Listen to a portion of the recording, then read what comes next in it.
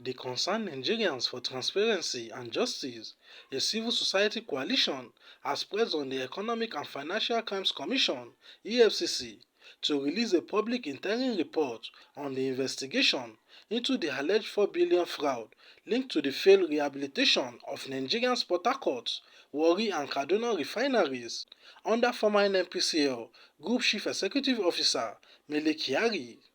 The group argued that 6 months is sufficient for Nigerians to be informed about the progress of the probe and any fund recovered. In an open letter to the EFCC chairman, signed by Comrade Obinna Francis and Adamu Musa, the group underscored the urgency of transparency amid Nigeria's economic challenges.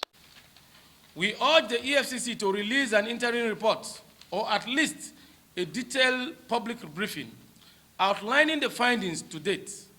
Such a report should clarify how much of the $4 billion was disbursed, who received it, and what results, if any, have been achieved.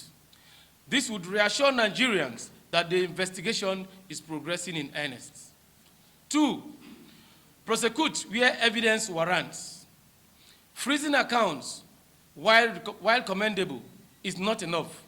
Where credible evidence exists, Mr. Kyari and his collaborators should be charged to court without delay. Nigerians have seen similar cases proceed to prosecution. They expect the same in this matter.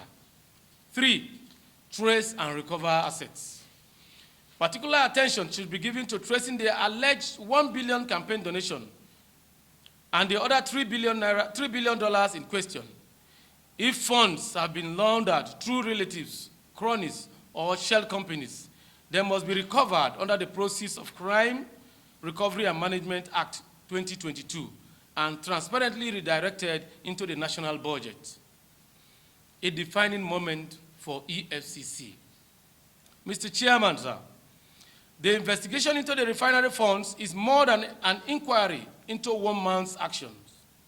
It is a test case for Nigerians' fight against corruption. Nigerians are watching closely to see whether the EFCC can pierce the veil of political connections and hold even the most powerful to account. By releasing an interim report, you will be sending a clear message that under your leadership, the EFCC will treat no one as a sacred cow, that the rule of law applies equally to all, and that Nigeria's public institutions are capable of self-correction.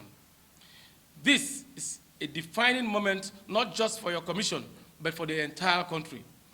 It is a chance to restore faith in governance, to assure citizens that their sacrifices are not in vain, and to demonstrate that Nigeria will not allow a handful of individuals to hold the nation's future hostage.